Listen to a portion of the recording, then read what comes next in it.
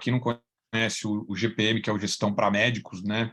Eu, Fabrício, o Leonardo, acho que tem o áudio aberto aí também. A gente busca, dentro do Gestão para Médicos do GPM, trazer conteúdos aí. Você vê quem está nos nossos grupos, tanto do WhatsApp, né, como do Telegram. A gente tenta postar alguns conteúdos relacionados à gestão aí na área médica, né, durante a semana. E também, de tempos em tempos, a nossa ideia é tentar fazer a cada 15 dias, ou pelo menos uma vez por mês, uma reunião que nem essa, uma live, onde a gente pode trazer uma pessoa, né, das áreas de atenção, temas interessantes, para que a gente possa discutir temas como o de hoje, né, inteligência artificial ou tecnologia, ou até qualquer outro tema que a gente já, como gestão em valor, como a gente discutiu em outras oportunidades, né? Então, para quem não segue a gente ainda lá nos grupos do WhatsApp e do Telegram, Gestão para Médicos, a gente sempre posta conteúdo, é bem legal, e lá nesses grupos mesmo a gente divulga essas lives, tá? Então, hoje a gente convidou aqui para participar junto com a gente, né, da live aqui do GPM, o Felipe Kitamura, né? O Felipe Kitamura, ele é Head de Inovação Aplicada e Inteligência Artificial na DASA. Ele também é professor afiliado no Departamento de Diagnóstico por Imagem lá da Unifesp e professor visitante da Mayo Clinic, né? Então, primeiro agradecer aí o Felipe pela participação hoje aqui com a gente, né? Vai poder dividir um pouquinho desse assunto tão importante. Então, Felipe, queria que você se apresentasse um pouquinho para a gente, até um pouco mais a fundo aqui, falasse um pouco do seu background aqui para a gente iniciar esse bate-papo sobre tecnologia e inteligência artificial. Perfeito, obrigado aí pelo convite, Gustavo, e ao Fabrício também, que entrou em contato comigo para chamar para vir aqui, né?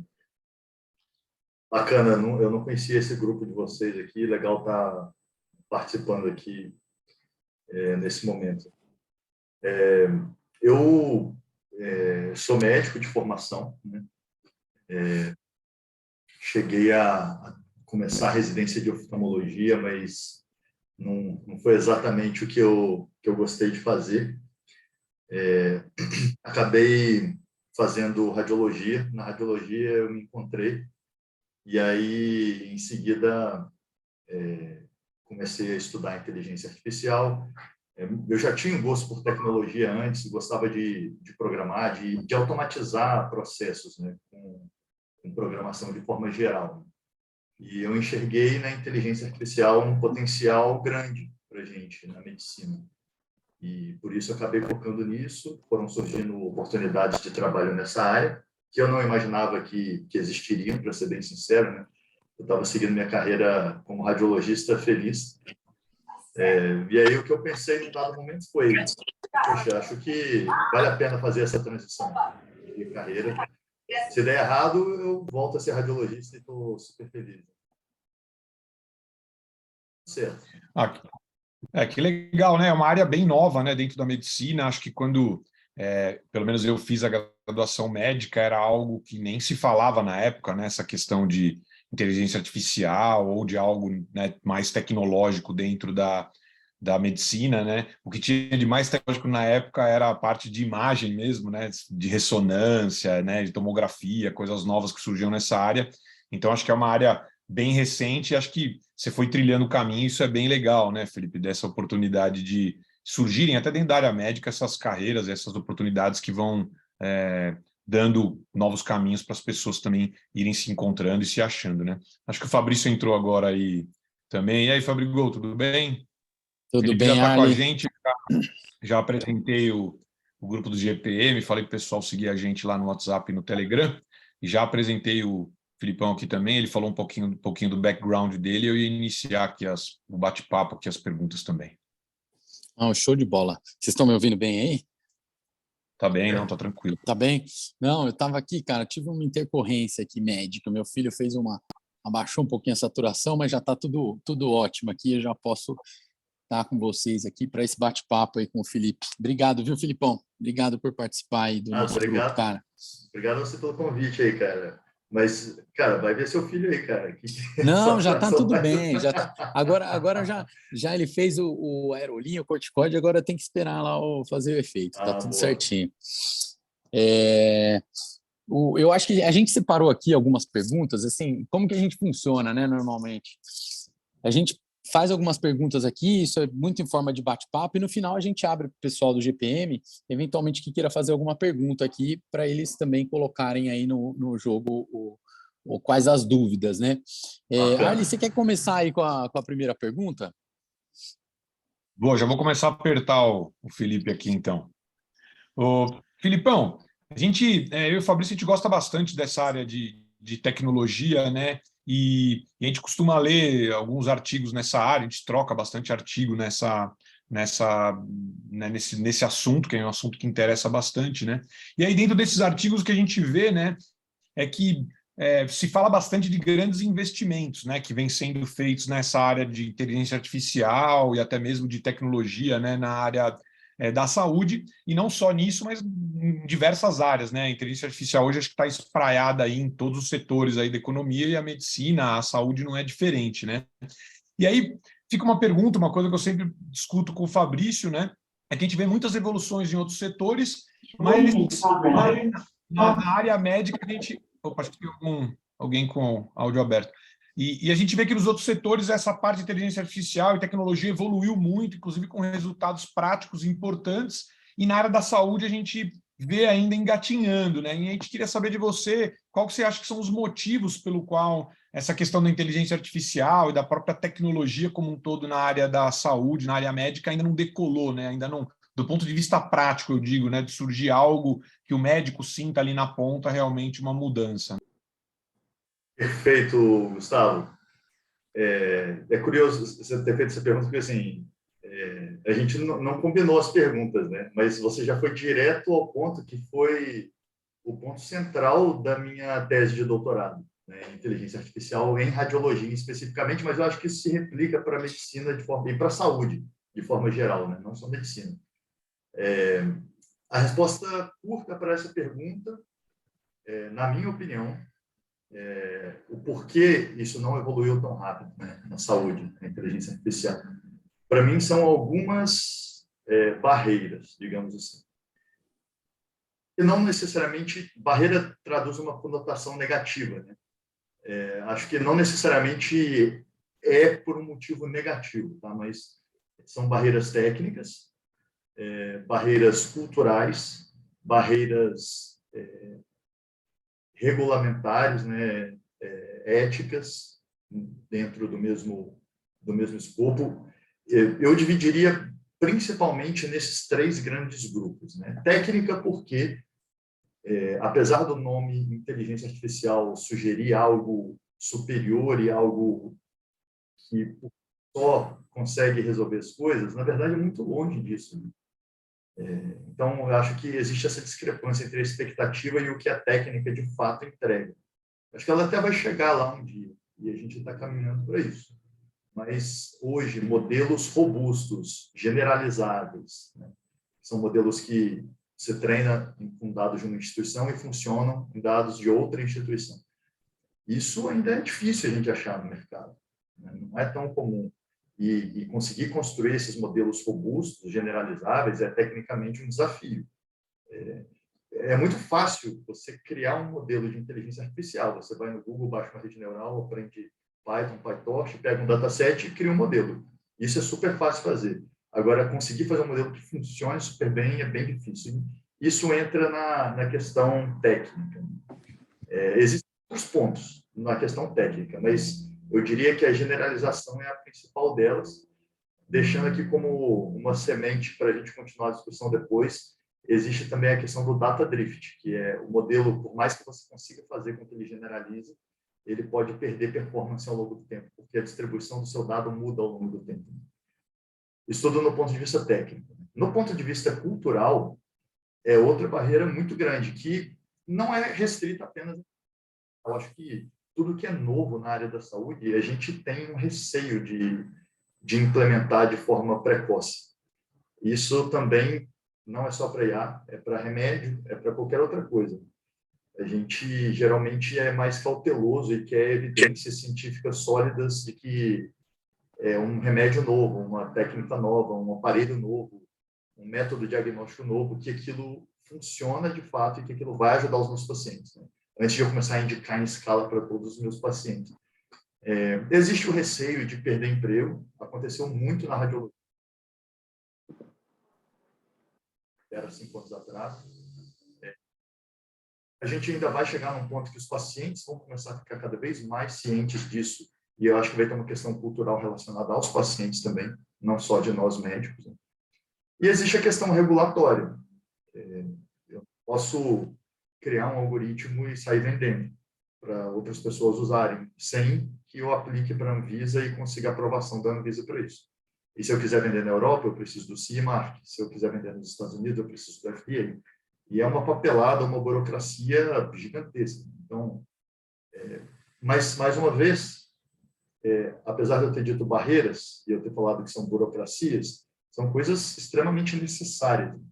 Se a gente não consegue fazer funcionar tecnicamente, funcionar bem mesmo, que seja robusto, se a gente não consegue que as pessoas entendam o valor disso e usem de forma apropriada, que é a questão cultural, e se a gente não consegue, não tem uma regulamentação adequada, a chance de falha e de prejudicar alguém, prejudicar um paciente é muito grande. Essa é a versão um pouco mais longa da resposta curta. Não sei se faz sentido isso para vocês, se vocês pensam diferente ou se vocês têm algum outro ponto que vocês acham que é relevante também. Felipe, eu acho que faz todo sentido, cara. Você é uma das pessoas que eu conheço que trabalha com sistemas de inteligência artificial, de fato, né? Porque a gente ouviu aí, sei lá, talvez em 2017, 2018, muita gente falando de inteligência artificial, né? Ficou uma febre de falar, tinha muito speaker, mas você falava assim, então você já mexeu com Python, você já baixou alguma biblioteca para treinar algum modelo, assim, e eram pouquíssimas pessoas. Eu acho que você foi um dos primeiros que eu acho que eu vi até no LinkedIn, alguma coisa, importe tal biblioteca de Python, que era PyTorch, alguma coisa assim, tô treinando os modelos.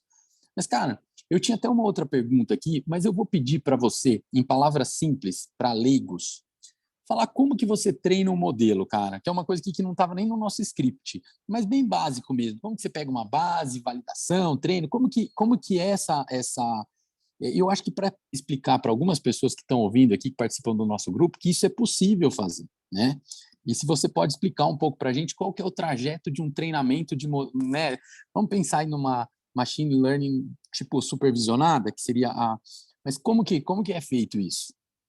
Perfeito. E se você quiser explicar também o que é o machine learning supervisionada pessoal, que eu acho que vai ser legal também. Boa, bom ponto, Fabrício. Cara, você tocou num ponto aí de programar e tal, né? Eu acho que eu só queria fazer um parênteses aqui na sua pergunta.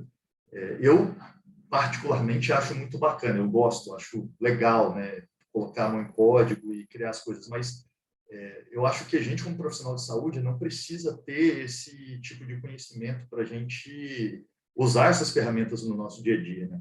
Uma coisa é a gente trabalhando como médico, como enfermeiro, fisioterapeuta, para a gente cuidar dos nossos pacientes. Eu, como radiologista, para ler exame, eu não preciso saber criar um algoritmo de inteligência artificial, mas eu preciso saber como ele funciona e preciso saber quais são as limitações dele, de forma que eu consiga usar ele na prática da forma correta. Agora, quem quer fazer pesquisa ou quem quer criar o seu próprio algoritmo, abrir uma empresa, aí eu acho que é válido ter esse conhecimento a mais e entender como é o processo. Então, indo para a sua pergunta, né, existe uma grande área, que é a área da inteligência artificial, que nada mais é do que tentar dar para a máquina a capacidade de fazer uma tarefa, que é uma tarefa peculiarmente humana. E repare que esse conceito é um conceito que varia com o tempo, porque já houve uma época que calculadora eletrônica. Então, quando alguém surgiu com uma calculadora eletrônica, isso era visto como inteligência artificial, porque você está dando ao computador a habilidade de fazer uma coisa que é um cálculo matemático que antes um computador não era capaz de fazer, não tinha uma máquina que fizesse isso de forma igual a gente faz. O termostato já foi considerado inteligência artificial uma época. O termostato nada mais é do que aquele aparelho que você ajusta a temperatura, fala, eu quero que fique em 22 graus. Se subir de 22, ele começa a resfriar o ambiente. Se cair de 22, ele começa a aquecer. E é uma coisa extremamente simples, não tem uma inteligência nisso, é um algoritmo simples, mas não existia uma máquina que fizesse isso. E você dependia de uma pessoa ficar olhando a temperatura e ficar lá ajustando, né? Então, você deu à máquina a capacidade de fazer isso, a gente chama de inteligência artificial. E mais recentemente, o que a gente tem chamado de inteligência artificial é a capacidade de uma máquina olhar uma imagem e dizer o que tem dentro da imagem. Por mais incrível que isso possa parecer e tão banal que isso seja hoje, né? No Instagram, no Face, vários outros aplicativos fazem isso de forma muito corriqueira, isso nem sempre foi uma coisa simples e básica, né? A mesma coisa, o computador conseguir ler um texto e dizer o que está escrito, resumir um texto, dizer do que se trata aquele texto. Essas coisas que parecem simples para a gente, para a máquina, sempre foi extremamente complexo. E foi em 2012 que a gente teve um grande avanço que propiciou os computadores terem uma performance muito melhor em detectar o que tem numa imagem. Então, isso tudo falando de inteligência artificial, né? Dentro de inteligência artificial, existem várias técnicas possíveis. Um grupo de técnicas a gente chama de machine learning, que é o que você estava falando, né? Que são o que em português a gente chama de aprendizado de máquina. Isso nada mais é do que um grupo de técnicas estatísticas avançadas que permitem com que o computador aprenda com exemplos e que ele não seja programado de forma explícita. Vou dar um exemplo do que é programação de forma explícita. É você programar um computador para olhar uma foto, uma fotografia, e falar para ele começar a olhar o valor de cada pixel e decidir se tiverem pixels, se a imagem inteira for de pixels escuros, exceto por uma região redonda no meio que é mais branca, eu falo que tem uma lua, que é uma foto do céu, uma foto da lua. Então, eu estou programando ele para olhar cada valor de pixel e, dependendo da resposta do que ele achar ali, eu falo para ele dizer que é uma foto da lua ou não. Isso é programação explícita. Agora, machine learning não é isso. Machine learning, a gente dá para a máquina milhares de exemplos de imagens e a gente consegue extrair informação desses milhares de exemplos. A própria máquina consegue olhar quais são as características das imagens, né? E aí, na diferenciação que você falou, o que é supervisionado e o que é não supervisionado, não supervisionado são técnicas que separam as imagens de acordo com a similaridade entre elas, tipo as fotos que são mais azuis ficam juntas, que são mais verdes ficam juntas, ou fotos de carros ficam juntas, fotos de aviões ficam juntas, mas elas ficam separadas entre si. Esses grupos ficam separados entre si. Isso é útil em várias situações, mas, na verdade, o que é responsável por 95% ou mais das aplicações que a gente vê de inteligência artificial na área da saúde e em toda a indústria é machine learning supervisionado, que é o que você comentou. Nesse grupo, as coisas ficam mais interessantes, porque a gente dá para a máquina pares de dados. No nosso caso, aqui falando de radiologia, né? Eu dou uma imagem, mas eu digo para o modelo o que tem naquela imagem. Então, por exemplo, essa é uma tomografia que tem hemorragia cerebral. Essa é uma tomografia que não tem. Essa outra não tem, essa outra tem. E aí, dando milhares de exemplos desses, a própria máquina consegue descobrir quais são os padrões da imagem que diferenciam o grupo que tem hemorragia do que não tem. E aí que começa a ficar legal a brincadeira, porque você ensinou a máquina sem ter que programar explicitamente, foi dando exemplos. E aí depois você pode usar esse modelo que você criou e pedir a opinião dele num exemplo novo, que a máquina nunca viu. Se ela acerta bem nesses exemplos novos, a gente diz que o modelo generaliza bem, é um modelo robusto. Com frequência, a gente vê muitos modelos na prática que não generalizam bem. Essa faz parte daquela dificuldade técnica lá.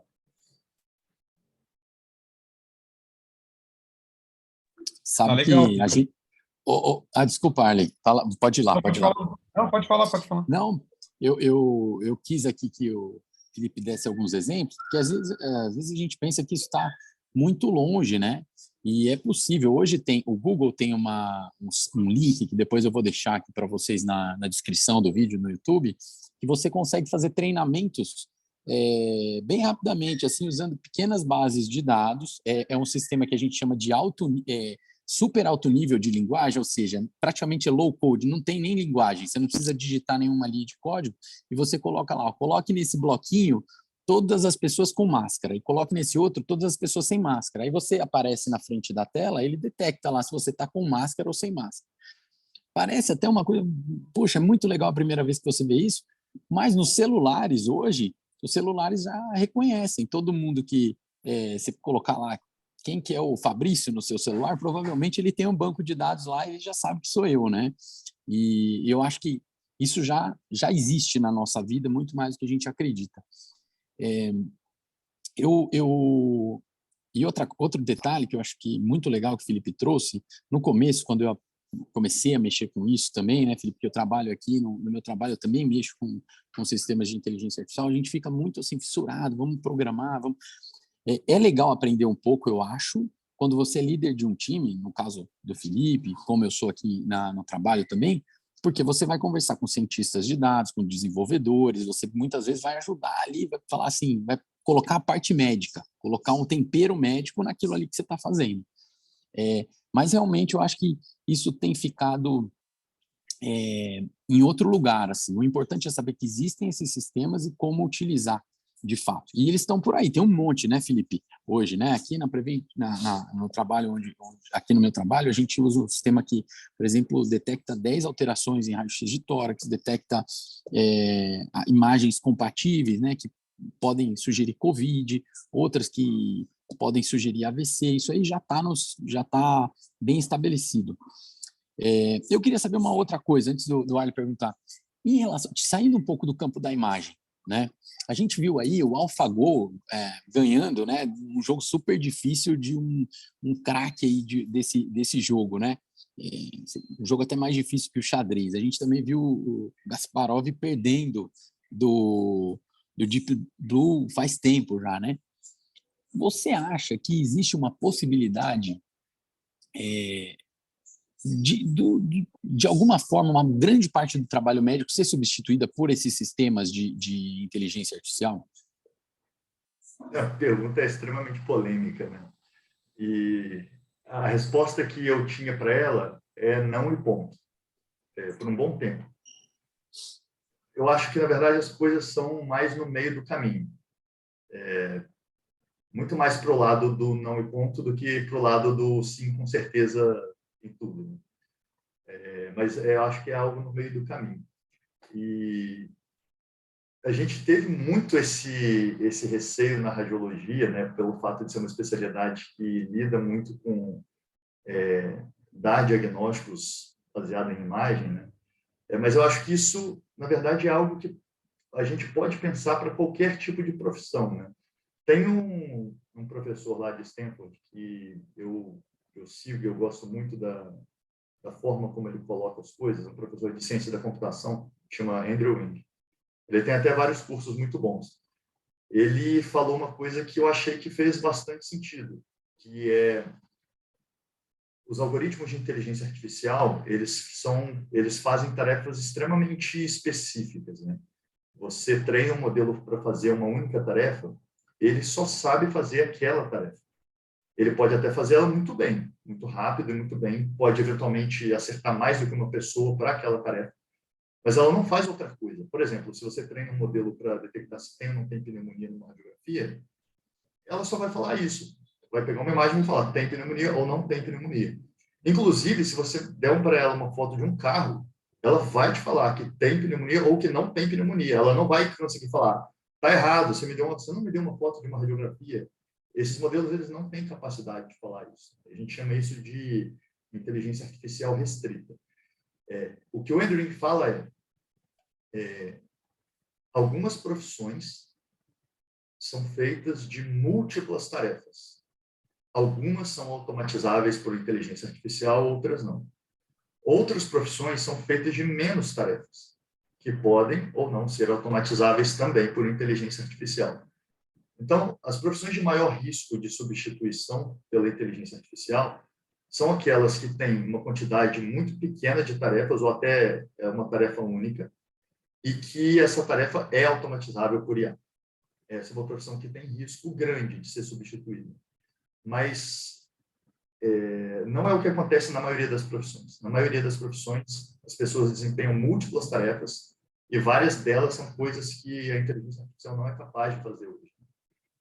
Então, talvez essa ideia inicial e mais superficial de que nós médicos vamos perder o emprego, eu veria dessa forma, sabe? Por isso até é um receio da radiologia, né? Que a gente perdeu o emprego, porque uma ideia inicial da radiologia é que o que o radiologista faz é cara crachá, olhou uma imagem, deu um diagnóstico, olhou uma imagem, deu um diagnóstico. E no dia a dia não é isso, né? Tem muitas outras coisas, tem que comparar com o anterior, tem correlação para ver se aquilo faz sentido ou não faz, para você ajudar no diagnóstico diferencial, fazer estadiamento, enfim, discutir caso. Tem radiologia intervencionista, é tanta coisa que existe, né? Fora que você precisa ler um laudo, né? Não é eu olhar uma ressonância e falar, isso é um tumor, é um glioblastoma. Tá bom, mas quais são as informações que o neurocirurgião quer saber? Você tem que falar da localização, pegar área locante ou não, qual é o tamanho do tumor, tem área de invasão em volta. Cara, é tanta coisa que você tem que falar que, assim, aí você vai ter que criar um algoritmo para falar cada uma dessas coisas. Tá bom, em 50 anos, 100 anos, pode ser que a gente chegue lá. Mas eu acho que está bem longe da realidade. E, por outro lado, apesar de eu, como médico, a primeira coisa que me veio na cabeça pensando em inteligência artificial é ela vai fazer o meu trabalho. Mas, na verdade, ela pode fazer coisas que me ajudem a fazer o meu trabalho. E, às vezes, nem é a parte do diagnóstico em si. Às vezes, são coisas logísticas, de evitar que eu fique com uma fila enorme de pacientes, um agendamento mais inteligente, que os pacientes cheguem na hora certa, fiquem esperando menos tempo, de evitar no-show de paciente, de conseguir entregar um resultado de exame mais rápido, de evitar priorizar exames, né? Priorizar alguns exames que são críticos. Então, acho que tem tanta coisa que já está acontecendo e que não é exatamente dar o diagnóstico, né? E eu acho que isso tem aplicações na medicina como um todo, né? Eu estou dando vários exemplos de radiologia, mas o pessoal de Stanford faz um trabalho muito legal com cirurgia, para cirurgias que são filmadas, videolaparoscópicas. Eles estão criando algoritmos que te permitem saber em qual etapa cirúrgica você está e eles conseguirem de forma automatizada fazer um controle de qualidade, saber se algo aconteceu de errado na cirurgia, ou até identificar se o cirurgião está indo com o bisturi cortar a estrutura errada. É um case que eles estavam estudando, na verdade, esse case foi um case lá de Harvard. Eles estavam estudando colestectomia videolaparoscópica e eles viram que se o cirurgião corta o hepatocolédroco em vez de cortar o ducto cístico, o índice de complicação da cirurgia sobe drasticamente, de 0,5% vai para 2 casas decimais de complicação, né? Com risco de mortalidade maior. Então, eles criaram um modelo que identifica a hora que o bisturi está chegando, se ele vê que o bisturi está indo no hepatocolédroco, ele dá um alarme e fala, vocês têm certeza? Você não quer checar? Checa de novo a anatomia, se é isso mesmo. Dá um double check antes de cortar, entendeu? Então, esse tipo de coisa, acho que a gente vai começar a ver cada vez mais, né? Muito bom. Ali você está por aí? Eu estou. Eu acho que até essa questão que o exemplo que você deu foi um exemplo que clarificou bem para mim, por exemplo, que não tem uma profundidade tão grande que nem o Fabrício no assunto, né? Simplificou um pouco do que é essa definição, né, da inteligência artificial e do ponto de vista prático, como ela funciona, né? Até porque hoje tem muita coisa que as pessoas chamam de inteligência artificial e machine learning que talvez não sejam, né, bem isso, né? Então, também acho que essa definição que você deu é bem legal para a gente entender um pouco o que é e o que não é, porque muitas vezes começa a virar uma moda, né? Começa a ter muito discurso também, né? De isso aqui é inteligência artificial, machine learning, às vezes não é bem isso, né? E na live passada, Felipe, a gente discutiu bastante aqui sobre VBHC, né? A gente falou sobre Value-Based Healthcare aqui, falamos bastante, né, sobre os princípios e tudo, né? Dos conceitos que vem avançando, né? E aí vem uma pergunta que é a seguinte, né? Tem toda essa discussão a respeito, né, de desfechos, né, que são entregues do paciente, né, que são entregues, da qualidade, né, do valor que é entregue para o paciente, dividido pelo custo, que vai definir um pouco do que seria o valor, né? Aí minha pergunta para você é o seguinte: como que a inteligência artificial e a tecnologia ela poderia ajudar nessa questão da medicina baseada em valor, né? O que ela pode somar, o que ela pode trazer para ajudar essa filosofia toda, né? essa questão que você colocou, ela é super interessante. E existem várias maneiras, né, que a gente pode usar a inteligência artificial. Inclusive, já existem algoritmos comercialmente disponíveis que têm esse tipo de ideia, de a gente usar os algoritmos para poder reduzir custo ou melhorar desfecho. Alguns exemplos, né? O próprio Fabrício comentou a questão de priorização de pacientes críticos. Isso é uma coisa que é interessante, porque, a princípio, a gente entrega o resultado do exame de acordo com a ordem de chegada, a menos que alguém peça a gente para priorizar algum caso que é crítico. Mas, às vezes, ninguém sabe que o caso é crítico, e a informação de que o caso é crítico está na imagem, que a gente vai ler. Quem aqui trabalha com imagem, ou quem aqui já atendeu paciente com embolia pulmonar ou com um AVC hemorrágico, sabe que, às vezes, cara, às vezes a gente não pensou naquele diagnóstico achado bem pelo exame, né? E se esse exame foi feito ambulatorial e foi entregue 3 dias depois, cara, é chato, né? A gente já sabia, a informação de que o paciente tinha um TEP já estava lá, e 3 dias depois que a gente vai tomar alguma ação em cima disso. Então, isso acho que tem tudo a ver com a questão do desfecho. Existem outros pontos, por exemplo, algoritmos que ajudam a gente a ter uma acurácia melhor para diagnosticar câncer de mama, seja no ultrassom, seja na mamografia. Se eu consigo evitar falsos positivos, eu evito coisas desnecessárias e evito também o sofrimento do paciente de achar que está com alguma coisa e, na verdade, não está. E se eu evito falsos negativos, eu evito um diagnóstico tardio. Um caso que eu teria perdido, que eu faria o diagnóstico só no próximo ano, de um câncer avançado, eu faço esse diagnóstico antes. Né? Tem uma chance de cura maior, potencialmente até com um custo de tratamento menor. Né? Um paciente que já está com um tumor mais avançado, certamente precisará de muito mais, exceto se já for paliativo, né? Mas assim, geralmente o paciente vai ter que passar por muito mais procedimentos do que se é um tumor bem inicial. Então, esse é outro exemplo. Um outro exemplo que a gente tem trabalhado também com aceleração de exames de ressonância magnética. Então, em vez de tentar dar um diagnóstico pela imagem da ressonância, a gente criou um algoritmo que permite com que a aquisição do exame seja mais rápida dentro do aparelho de ressonância. E ressonância, diferente de tomografia, o paciente tem que ficar ali entre 10 e 40 minutos, dependendo de qual é a parte do corpo. Né? Tomografia é muito mais rápida. Então, e ressonância é um aparelho super caro. Então, imagina um lugar que já tem a ressonância cheia, agenda cheia, para marcar só tem daqui a 2 meses, 3 meses. Se eu consigo fazer todos os exames de forma mais rápida, eu consigo agendar mais pacientes com esse mesmo aparelho, sem ter que comprar mais um aparelho, que é bastante custoso. Então, lado do custo aí da fórmula do BBHC, né? De a gente conseguir acesso a mais pacientes ao exame e com um custo menor. Esses são os que me vieram em mente agora. Certamente existem outros exemplos bem interessantes que a gente pode usar no modelo VBHC. Agora, pensando do ponto de vista bem prático, é difícil, né? Porque quando um sistema de saúde inteiro faz a transição para VBHC, beleza, a gente sai correndo atrás dessas técnicas, né? Todo mundo quer fazer VBHC hoje, mas eu imagino que o pessoal lá na Prevent está bem avançado nisso.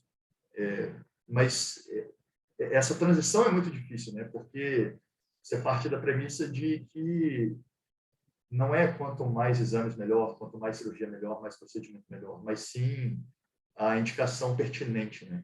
Eu garantir que eu opere todo mundo que precisa ser operado, mas não fazer nenhuma cirurgia desnecessária, por exemplo.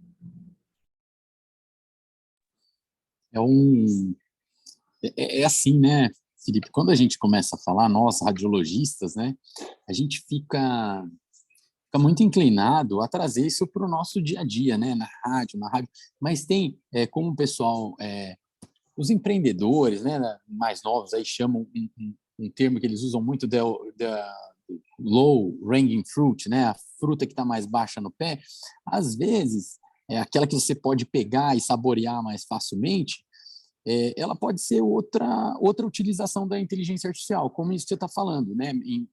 Falou no início, priorizar alguns pacientes, entender um pouco melhor essa ferramenta como uma ferramenta de alarme, de auxílio e tal. Mas tem uma questão aí, cara, e eu vou trazer para a radiologia. Eu sei que tem alguns radiologistas nos assistindo, eu queria perguntar a sua opinião sobre isso. Também não estava no nosso script, mas eu vou te perguntar. Eu lembro que lá por 2008, quando eu laudava exames, eu recebia, para laudar um exame de teleradiologia, uns R$ 80 por exame, né? Em 2008. Hoje, em 2022, a maioria das teleradiologias, e eu não estou, né, elas pagam aí entre R$ 25 e R$ 35. Então, a gente tem quase 14 anos de inflação, né? Inflação mesmo, acontecendo aí no bolso da gente, e uma deflação, na verdade, nos exames, né? Um exame de R$ 80 hoje, muito provavelmente a gente teria que pagar, para acompanhar a inflação, os R$ 270 para o médico. E a gente paga, que eu digo, as empresas, né, de teleradiologia, pagam aí entre R$ 25 e R$ 35. Como a gente fala muito de finanças aqui, e aí o Ali me ajuda, que ele é craque em finanças, mas muitas vezes quando a gente investe numa ação, o que o mercado faz é o seguinte, né? Quando o mercado precifica uma ação, ele precifica o futuro daquela ação. Ele fala assim, olha, provavelmente no futuro essa ação vai valer muito pouco, e ele puxa esse valor para o valor presente e joga o preço lá embaixo. Você acha que de alguma forma fizeram isso com a radiologia, né? Ou você acha que isso não tem a ver, e se isso tem a ver com esses sistemas de inteligência artificial que alguma hora falaram que iam substituir o radiologista? Você acha que a especialidade ela perdeu um pouco com Essa isso? é uma ótima pergunta, Fabrício. E aí eu deixo claro aqui que pode ser que a minha resposta não seja o correto, né? E o que reflete a realidade. Mas eu tenho a impressão de que essa deflação no valor pago no laudo para o radiologista tem zero a ver com inteligência artificial. E tem tudo a ver com o mercado mesmo.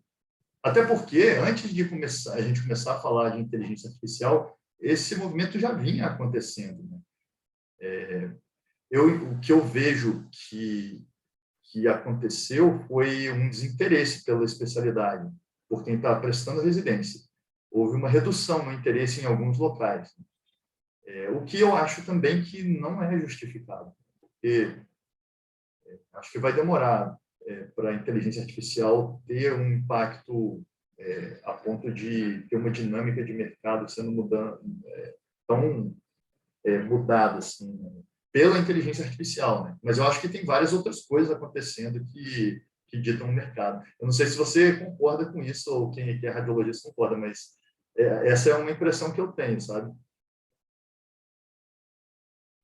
Eu concordo. Tem outros radiologistas aqui, se alguém quiser eventualmente falar aí sobre o assunto, mas eu acho que é o seguinte, o que aconteceu, tiveram outras tecnologias que incrementaram muito o nosso trabalho. Por exemplo, antes a gente trabalhava com a tal da chapa, né? Tinha a chapa lá, as lâminas, tá? As chapas. Hoje você não tem isso. Hoje você tem um sistema de armazenamento de imagem, de visualização, que é muito rápido, né? Ele facilitou muito o nosso trabalho de comparação. Eu peguei uma época que eu tinha que colocar uma tomografia do lado da outra na chapa, entendeu? Nos filmes ali, né? A chapa, o leigo fala, mas nos filmes você tinha que colocar, cara, um monte de lâmina de filme de um lado e comparar, e hoje é muito mais fácil. Então, obviamente, esse valor foi tirado de alguma forma do médico. Mas eu também tenho, eu penso muito, assim, da maneira que você está pensando. Eu acho que foi precificado muito antes, os sistemas já estavam sendo médicos, já estava sendo precificado de uma maneira diferente, só que na radiologia, como os dados nossos, em muitos aspectos, eram estruturados, não todos estruturados, mas, por exemplo, você pega mamografia, né? E aqui, como a gente tem muito médico, eu acho que vai ser fácil entender. Mamografia você lauda e você coloca sempre uma classificação lá do lado, né? BIRADS 1, BIRADS 2, Isso aí é uma mão na roda para você treinar sistemas de machine learning supervisionado, porque você está dando a etiquetinha de cada sistema, né? Não que seja fácil, né, Felipe, treinar isso aí, mas é uma coisa que, né, já estava escrito no papel. Hoje a gente tem também sistemas, né? Tem o ADA, por exemplo, que é um aplicativo aberto aí que vocês conseguem, não sei se você já mexeu, Felipe, no ADA, Bacana, mas você vai, muito bacana, você vai colocando faz uma anamnese lá e ele fala o que você eventualmente tem com algumas probabilidades e ele acerta muito, né? Então eu acho que tem uma coisa da tecnologia que não é só da inteligência artificial, que também existem forças de mercado aí atuando junto, mas é uma coisa para a gente pensar, né? Esse ponto que você colocou aí do filme, eu acho que o movimento que está relacionado com isso foi a vinda do Pax, né? E o Pax que propiciou a gente ter acesso a comparar com exames anteriores de forma muito mais fácil, você não tinha que ir num ficheiro, abrir a gaveta e ficar procurando radiografias antigas para poder comparar, você abre muito mais fácil os exames anteriores e possibilitou com que a gente lesse muito mais imagens no mesmo período. Eu acho que isso tem muito a ver.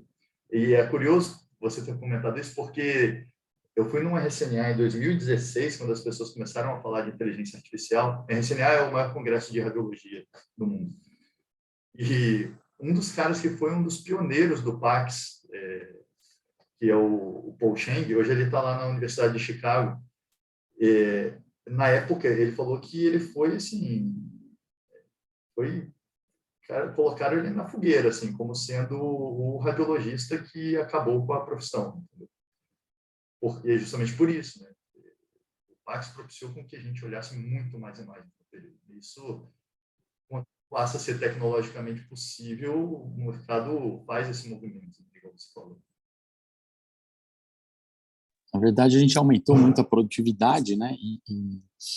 E acaba que, é claro, o sistema está vendo que você está produzindo mais em menos tempo e, de alguma forma, ele tem que... e a gente tem outros problemas. A gente fala muito aqui no GPM, né, sobre o sistema de saúde global. E a gente sabe que eu levei uma bronca outro dia do Ricardo, que é do Fala Doutores, que eu falei de inflação médica, né? E ele fala que é a inflação da saúde. E economista fica bravo com os dois termos, eles não gostam. Eles gostam que a gente use o termo variação do custo médico hospitalar. A gente sabe que isso está aumentando muito. Então, assim, onde der para espremer, os sistemas vão espremer para reduzir e para a gente conseguir pagar por tudo isso.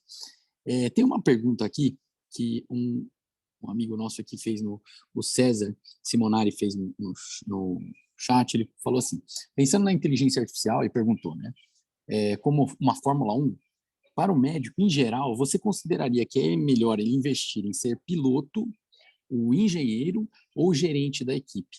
E eu vou complementar a pergunta dele assim, e se você, depois de falar onde a gente deveria estar nessa Fórmula 1 da inteligência artificial, tem alguma sugestão de como começar a estudar e se aprofundar um pouco mais no assunto? Você recomenda algum curso, algum site, tem um monte de curso aberto, inclusive do Andrew, tem alguns cursos, inclusive de graça, né, que eu sei na internet.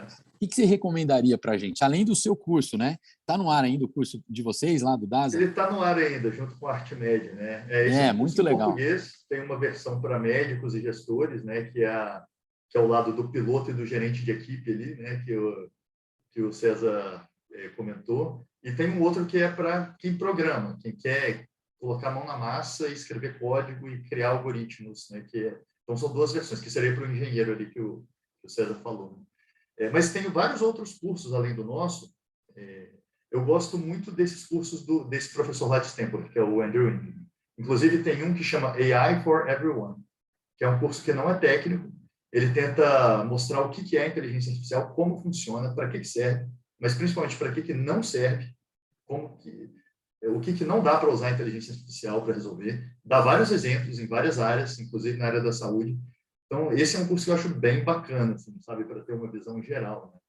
E tentando responder ali onde é melhor investir, eu não sei se a sua analogia foi essa, César, se não for, me corrija, mas eu entendi que piloto seria o médico que está trabalhando como médico, o engenheiro seria um médico que trabalha criando os algoritmos, né?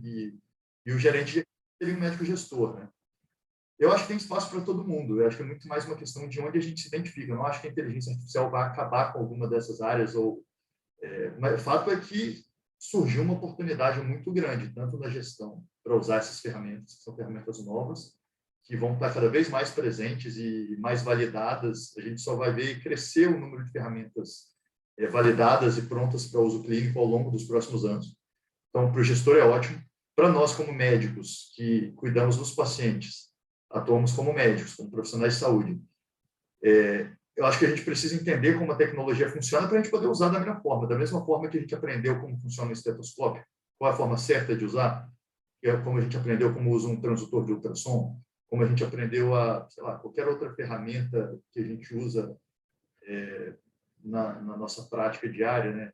Um obstetra que usa o penar ou o aparelho para ouvir batimento. Tipo, eu acho que a inteligência artificial não é nada diferente de nenhuma outra dessas ferramentas. A gente precisa saber como funciona, como a gente tira o melhor uso daquilo, quais são as limitações.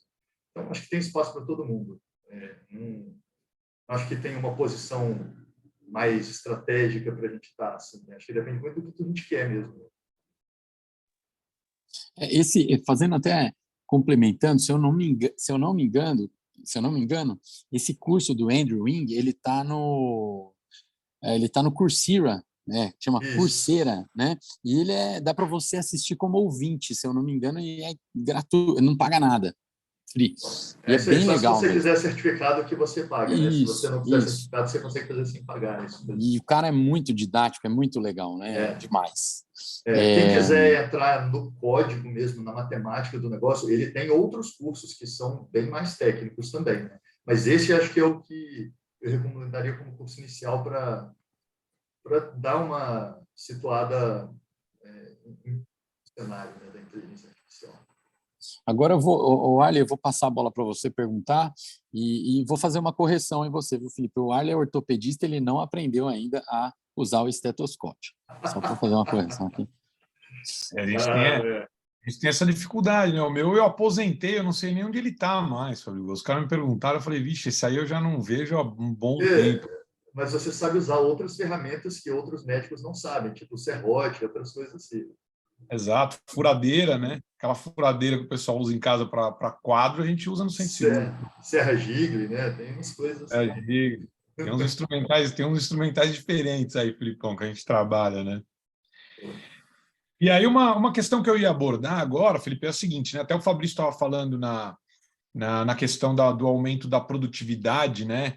Que ele disse ali em relação desde o surgimento do Pax, né? Da possibilidade de ver mais imagens e menos tempo, e com isso você aumentar a produtividade ali do médico, né? E aí tem um artigo da Harvard Business Review, né? Que ele discute um pouquinho isso da questão da inteligência artificial e da tecnologia na área da saúde como um todo, de estranhamente isso, diferente de outras áreas, de outros setores, não ter gerado um aumento de produtividade, né? De maneira global, né?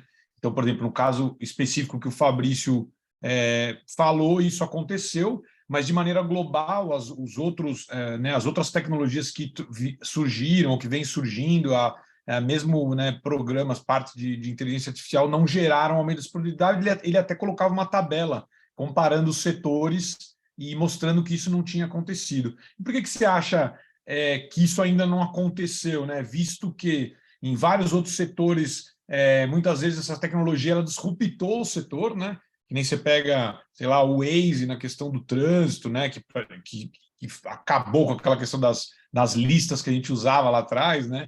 Eu pegava aquela lista de página amarela para ir seguindo rua, página tal para página tal. Quando chega um Waze, um Google Maps, isso acaba, né? Quando chega uma outra, sei lá, um iFood da vida, são ferramentas que vêm aumentando a produtividade, muitas vezes diminuindo o preço e aumentando o acesso, né? E na saúde a gente vem muitas vezes seguindo um caminho contrário, né? A produtividade não aumenta, o preço aumenta e o acesso diminui, né? Então, como que você acha, por que você acha que isso ainda não aconteceu em termos de aumento de produtividade e como que a gente pode chegar lá, né?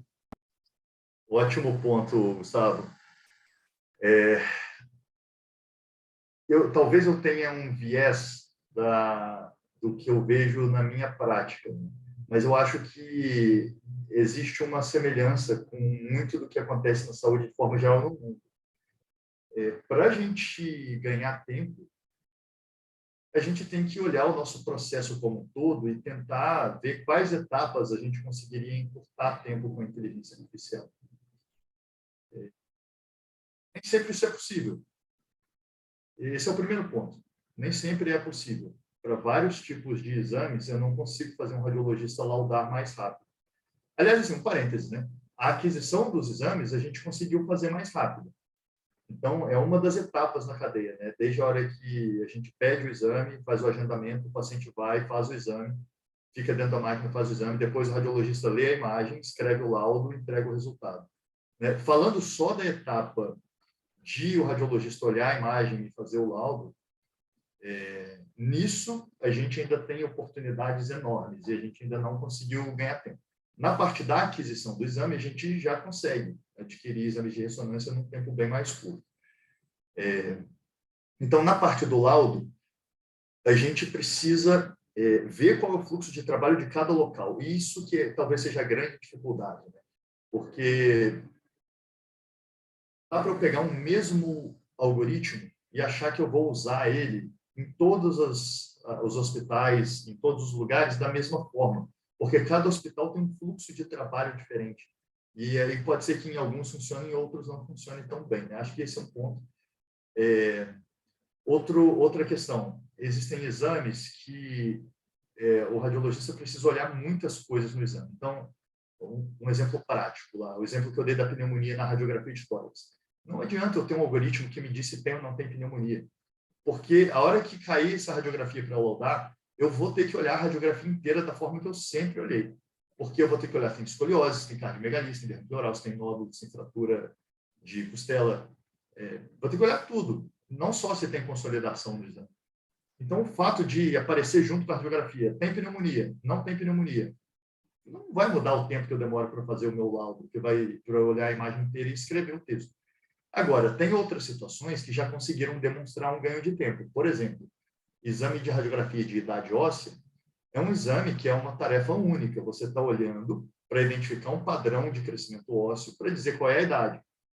Então, se eu tenho um algoritmo que me dá essa informação, ele pode me ajudar. Só que se ele só me der a informação, isso não me ajuda, porque eu vou ter que escrever o laudo e fazer a comparação com a idade cronológica, ver desvio padrão e escrever o texto. Agora, se o algoritmo, além de predizer a idade óssea, ele automaticamente escreve o laudo para mim e já deixa o laudo pronto, aí eu ganhei tempo, porque foi o tempo de eu escrever o laudo e colocar as informações no laudo. São poucos segundos por exame, mas percentualmente é uma diferença significativa. E para isso a gente já tem, inclusive, trabalhos na literatura clínico randomizado, inclusive, os mesmos médicos, com e sem inteligência artificial, quando eles usaram inteligência artificial, os resultados foram mais reprodutíveis e laudados num tempo menor. Então, talvez a resposta curta para essa pergunta seja: tem coisas que a gente não vai conseguir mesmo automatizar, tem coisas que a gente vai conseguir, mas vai demorar muito, do tipo, se eu tiver um algoritmo que me dê todos os 100 possíveis achados numa tomografia de crânio e preencha tudo no laudo automático, pô, beleza, eu vou ganhar tempo. Agora, enquanto a gente estiver detectando só hemorragia intracraniana, eu só vou conseguir ganhar tempo nos críticos, que eu vou priorizar, mas a pilha normal ali, normal com coisas que não são críticas, eu ainda assim vou ter que escrever o laudo inteiro, né? A hora que eu tiver uma ferramenta que faça isso para mim, eu vou conseguir laudar bem mais rápido. Sabe que tem uma frase, cara, uma vez eu escrevi um artigo sobre isso, né, sobre se a inteligência artificial ia substituir o homem ou não, e aí tem uma frase do Arthur Clarke, que escreveu uma Odisseia, 2001, uma Odisseia no Espaço, né, e ele fala sobre professores, ele fala assim: se existe um professor que pode ser substituído por uma máquina, ele deve ser substituído por uma máquina. Então, ele quis fazer uma provocação ali, sim, se o professor faz uma coisa muito mecânica e automática, substitui, né? Agora, o que ele entrega mais? E eu lembrei de uma outra coisa, Felipe, talvez você lembre disso, um artigo que saiu na Radiology ou na Radiographics há um tempão, que falava que o radiologista precisava sair da sala escura e conversar com a galera. E quem trabalhava ali junto comigo na rádio, eu falei muito para as pessoas isso, né? Eu falei, pessoal, a gente precisa tá em outra sintonia e agregando mais valor, um valor que não é só um valor de soft skills, não, mas é um valor assim que você tem na conversa, né? O radiologista ele virou uma commodity em algum momento, alguns, né? E você via outros se destacando. Hoje eu quero fazer meu exame, quero que o Felipe laude. A hora que eu quero que o Felipe laude, ou o Fabrício, ou o Dario que está aí com a gente, ou qualquer radiologista que a gente tenha, acredite que ele entrega mais valor, aí começa a fazer algum sentido. Um momento da gente se posicionar também, né? Não tem jeito. Esse é um bom ponto. Esse artigo aí da Radiographics foi legal, né? Ele definiu perfis de radiologistas, né? Isso. O cara que lauda exame pra caramba, o cara que gosta de discutir caso em reunião, o cara que não, tipo, tem gestor, né? Tipo, esse foi um artigo bacana mesmo. E é um artigo antigo, né? Relativamente antigo. Ele não falava nem, se eu não me engano, ele não falava nem de inteligência artificial, nada Acho disso, que mas não. Mas ele já via ali, ó, se vocês continuarem muito dentro da sala ali, pode ser que isso seja valorizado como uma commodity mesmo, né? Tal você sair um pouco e olhar e discutir, enfim. Agora, fazendo um outro parênteses, naquela pergunta que o Gustavo fez sobre a questão do VPHC, né, como a inteligência artificial pode ajudar nisso, um outro trabalho que um grupo lá de Stanford está fazendo, e aliás, assim, por curiosidade até, a pesquisadora que está trabalhando nisso que eu vou falar agora, ela é a pesquisadora que fez o trabalho inicial que gerou todo esse hype da inteligência artificial em 2012. Sabe? Eu não sei se todo mundo aqui está por dentro disso, mas existe uma competição na ciência da computação, que chama ImageNet, que é uma competição para quem cria o melhor algoritmo para dizer o que tem dentro de uma imagem. Carro, telefone, gato, cachorro. E isso foi possível porque teve uma pesquisadora, ela chama Fei-Fei Li, é uma cientista da computação lá de Stanford. Ela criou uma base de dados de mais de 1 milhão de imagens que tem descrito o que tem em cada imagem. E ela usa isso como benchmark todo ano para poder ver qual é o melhor algoritmo. E aí, ano após ano, o erro vinha reduzindo, os algoritmos vinham melhorando. E em 2012, teve uma queda drástica nesse erro. O algoritmo ficou muitas vezes melhor do que o de 2011. E ficou bom porque usaram uma técnica que chama Deep Learning, que é uma rede neural profunda, que é a inteligência artificial de que a gente tanto fala hoje. Então, essa pesquisadora que criou esse benchmark, que propiciou um pesquisador lá de Toronto criar o melhor algoritmo no momento, né? E que desencadeou todo esse desenvolvimento da inteligência artificial em todas as indústrias. E aí, essa Fei-Fei Li, ela que está fazendo esse outro trabalho lá em Stanford, que tem a ver com o VBHC, que é de usar câmeras dentro dos hospitais e nos corredores, dentro dos quartos, para identificar onde as pessoas estão indo e o que elas estão fazendo. E isso tem aplicações, assim, desde coisas mais complexas, do tipo, numa sala de emergência, que tem uma equipe tocando parada, você saber exatamente quem fez qual procedimento durante a parada e você fazer um controle de qualidade de se as pessoas fizeram as ações que deveriam ser feitas no momento correto. Se teve alguém que fez coisa trocada, se teve alguém que demorou mais do que deveria em alguma etapa. Né? E você conseguir melhorar a performance do time para tocar uma parada, por exemplo. Até coisas muito mais simples e com um potencial de retorno financeiro gigantesco. Por exemplo, você saber quem está lavando a mão, quem não está, e quem está lavando a mão com a técnica correta ou não, que apesar de ser um negócio que parece extremamente simples e é muito pouco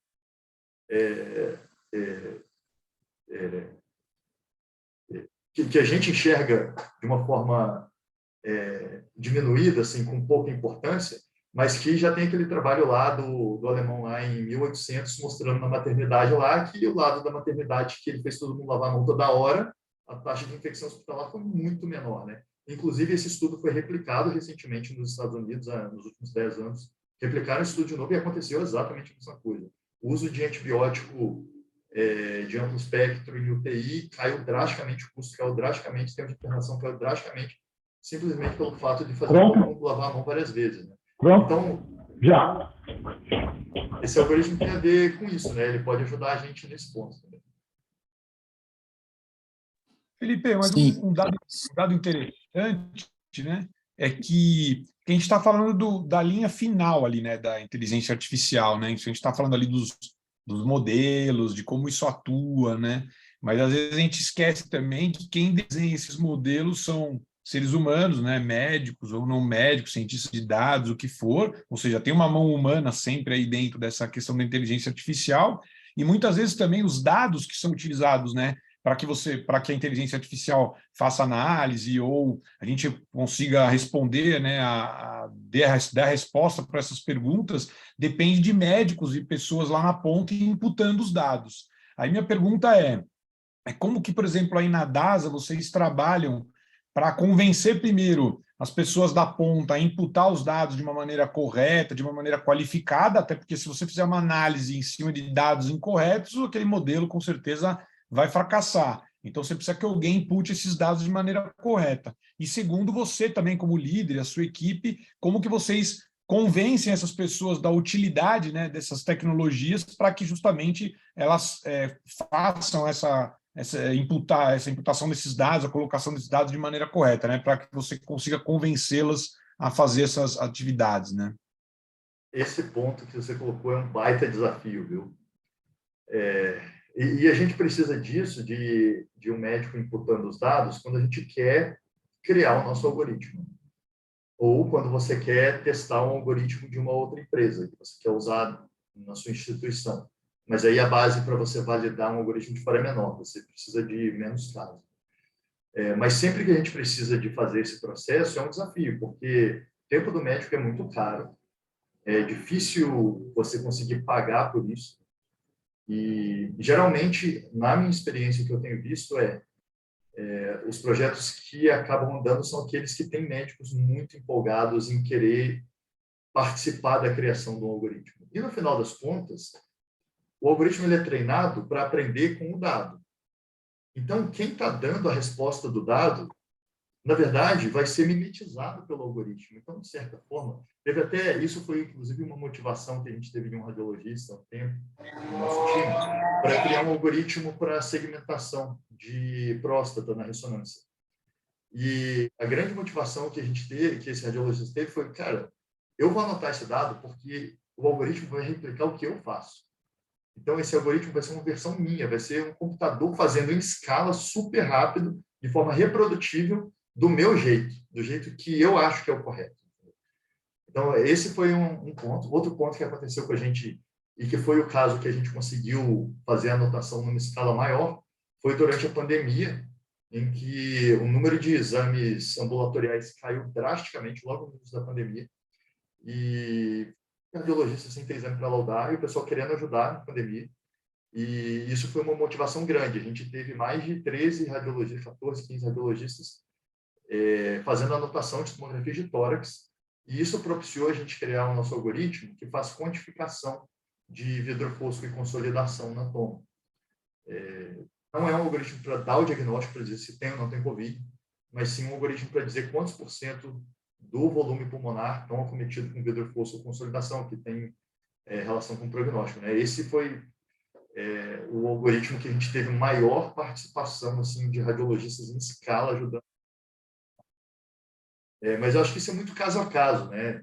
Tem empresas que querem desenvolver algoritmo para vender, que elas colocam isso no preço de custo do algoritmo, né? Eu vou ter que pagar médicos para poder fazer as anotações das imagens, ou anotações de outros bancos de dados, né? No caso, por exemplo, desses outros de cirurgia, eu precisaria de um cirurgião olhando a imagem, dizendo, tem um outro trabalho da FEFELI que é para a identificação do nervo laringeu recorrente, para você evitar a lesão na hora, a câmera mostrar onde está o nervo e você tentar evitar a lesão.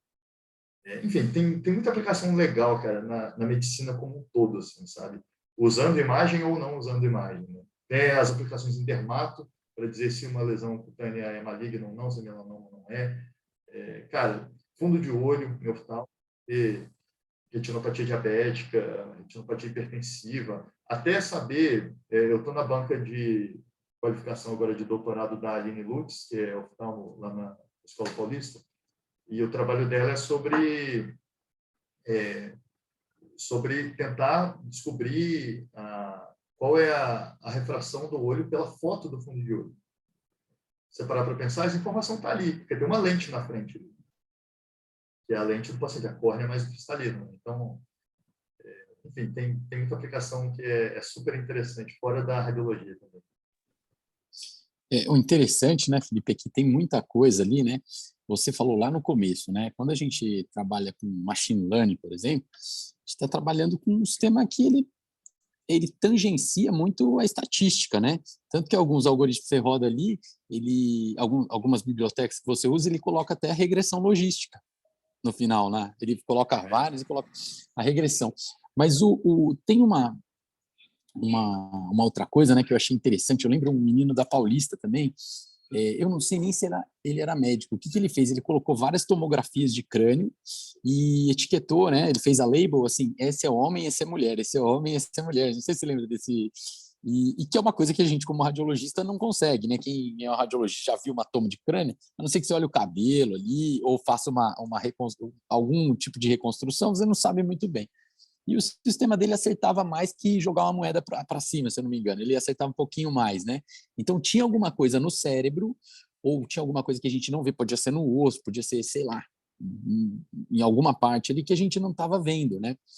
Eu acredito numa coisa, fazendo até uma colocação aqui para a gente não se estender muito, que, por exemplo, um exame de tomografia, ele tem um tamanho enorme, né? Ele tem, cara, muita informação ali. E a gente, como radiologista, transforma aquilo numa folha de Word, né?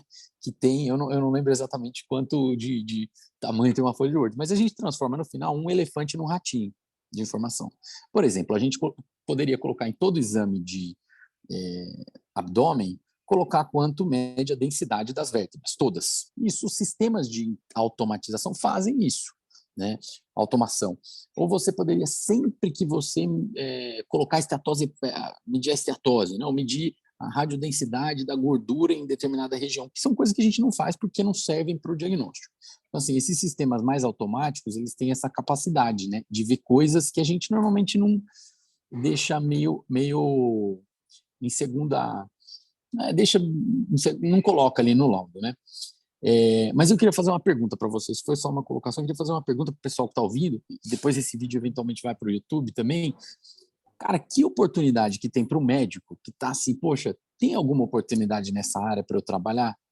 Como que eu posso trabalhar com isso, né?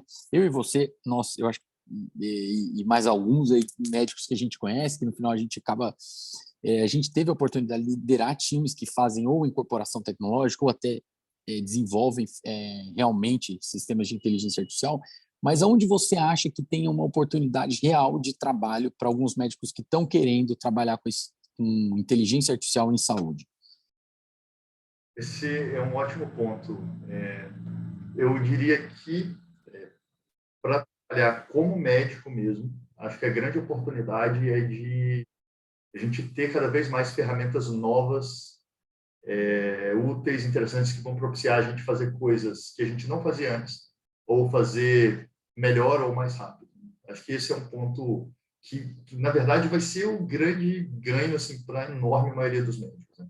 Para quem quer trabalhar nessa área mesmo, existe um potencial grande em pesquisa, porque a inteligência artificial está só na infância ainda. Tem muito para melhorar. Então, para quem quer fazer pesquisa e desenvolver essa área, nadar de braçada ainda. Para quem quer desenvolver esse tipo de algoritmo e para colocar na prática, também tem oportunidades enormes. Abrir empresa nessa área também tem muita oportunidade, né? Então, depende muito do que cada um quer, assim, né? Mas oportunidades não faltam, porque é uma área que está muito no início. Ainda é um oceano azul. Já tem algumas empresas, já tem várias empresas, mas assim, ainda existe um mar de oportunidade.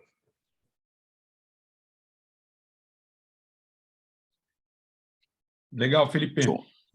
E uma coisa que a gente costuma também pedir aqui para o pessoal, sempre, né, que a gente traz alguém aqui no GPM, Felipe, é a indicação de algum livro ali na área que você indicaria. Nesse caso, acho que você pode indicar um livro mais básico para quem quer começar a entender e talvez um livro mais profundo aí para quem já tem algum conhecimento na área, para que o nosso público aí possa entrar mais a fundo no assunto, né?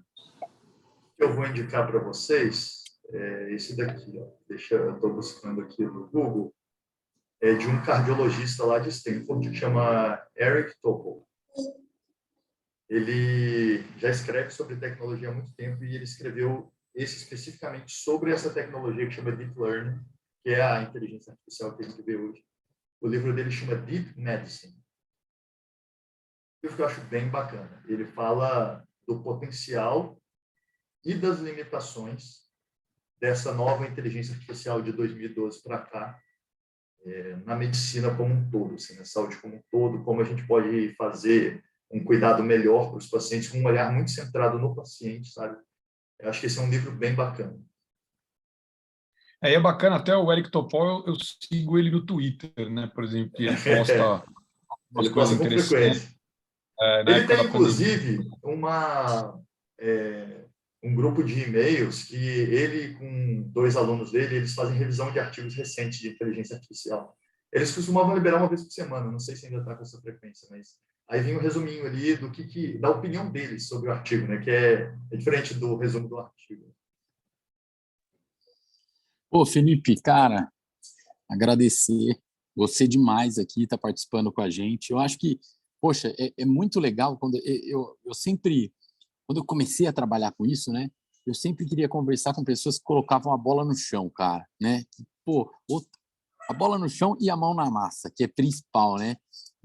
Porque a gente via muito uma coisa meio hype e aí você começa a entender, poxa, peraí, o Felipe Kitabura, ele faz, cara, ele já fez algoritmo que ganhou prêmio no RSNA, inclusive, e tá trabalhando com isso toda hora, então, assim, ele traz essa coisa de quem trabalha com isso realmente, né? Não tá só falando. Então, cara, foi muito legal. É o começo aqui para algumas pessoas acho que isso aqui traz muita dúvida mesmo, né? Hoje a gente tem as tecnologias para ajudar nas dúvidas. Tem aí no Google, tem um monte de curso gratuito na internet. Tem o curso do Felipe, cara, que eu vou aqui falar para vocês. Eu fiz o curso, minha equipe fez o curso também. Eu não sei se você lembra, né, Felipe? Eu peguei, Verdade. toda a minha equipe fez. Os cientistas de dados fizeram, os médicos que trabalhavam comigo também fizeram o curso. Todo mundo adorou, é um curso super didático, vale a pena. Eu acho que você colocou aqui, eventualmente a gente até vai colocar a gente vai colocar, né, no nosso YouTube ali.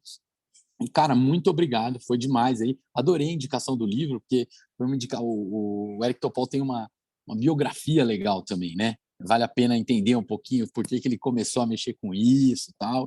E eu não vou dar nenhum spoiler aqui, mas ele é um cara muito ativo nas redes sociais, Twitter e eu acredito também.